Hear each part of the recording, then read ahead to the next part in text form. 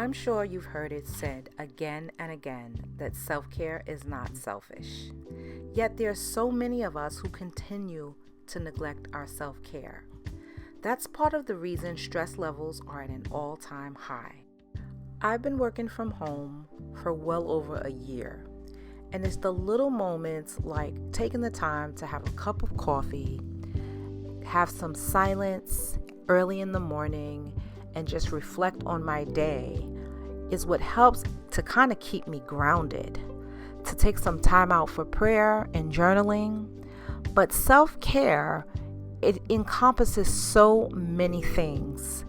And in today's video, I will show you how I accomplish it.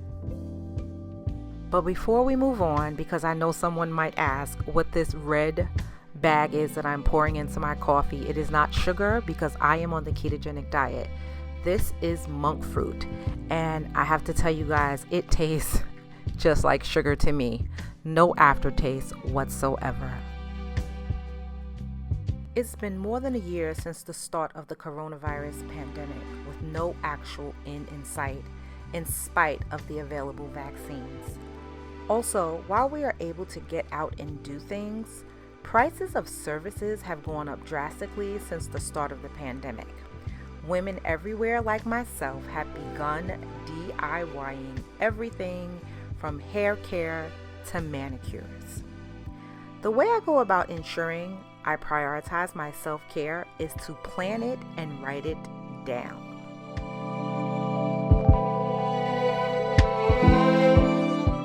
For starters, it's good to have a complete list of items you can refer to each month in order to know what you need to attend to for the month. This one has a list of everything you need to do to take care of your hair, skin, and nails. It's helpful to sit and go through the list once a month and plot out on a separate sheet of paper what areas of your self-care you may want to focus on for the month. So here I'm just writing out the things that I would like to attend to for the month of September.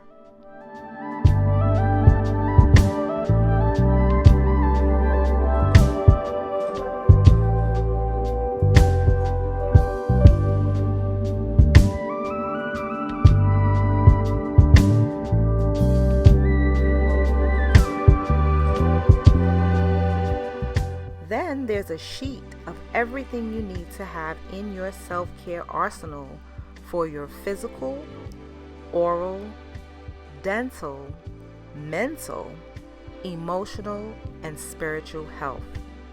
I find that using a paper planner, regardless of what aspect of my life it is, be it personal, be it business, be it budgeting and finance, having a paper tracker, paper planner, I am more in touch with the things I need to do for myself, which is why I choose to use sheets like this to help me facilitate my self-care versus planning it out in, say, my iPhone or my iPad. And as you can see at the bottom of the page, there's recommendations for fitness. I'm working on losing weight, which I share on my other channel, and so the list of exercise recommendations help me to plan for transitioning exercise back into my life. I'll leave a link to my other YouTube channel in the description box as well. Now this is my self-care necessities checklist. I have a list of everything that you could possibly need for your hair, skin, and nails, for your mental and emotional health, and tools, accessories, and internal consumables to facilitate self-care. Here, I'm just highlighting those items that I need to purchase in order to complete my own self-care kit. I have most of these items, but there are a few that I need to purchase. Having this self-care necessities checklist in front of me really helps me out because I can be a bit scattered at times. Using a paper planner has helped me in more ways than one. It's even invaluable at organizing and planning my self-care.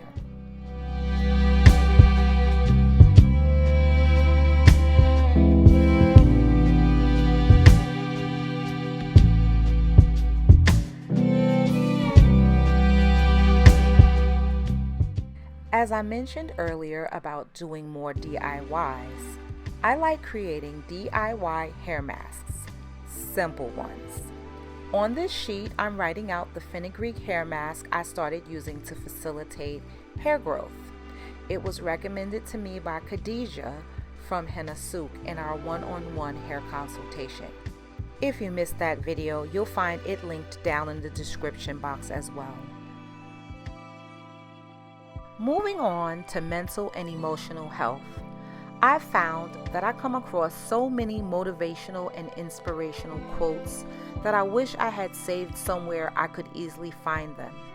So I created this motivational quote sheet to keep track of all the words I come across in life that inspire me in some way. For example, I really love quotes on organization.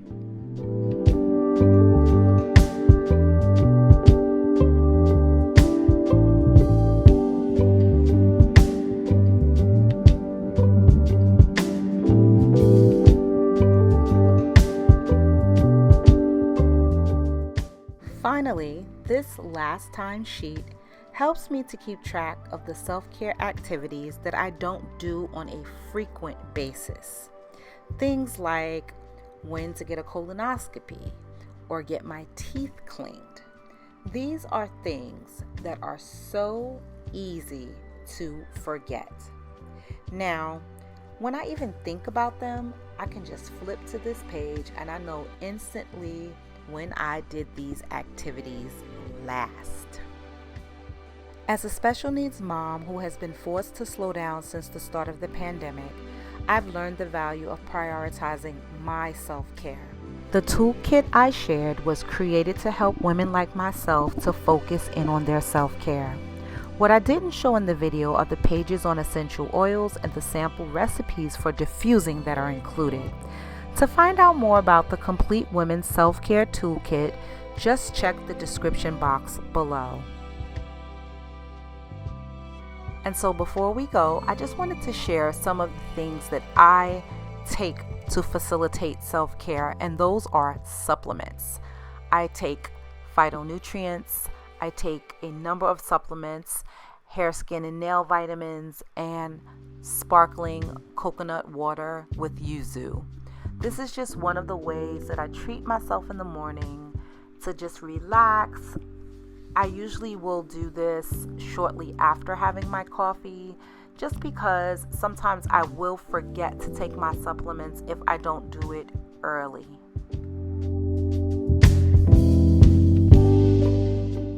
Thank you so much for watching, and I pray that you make the time needed to care for yourself, mind, body, and soul. God bless you.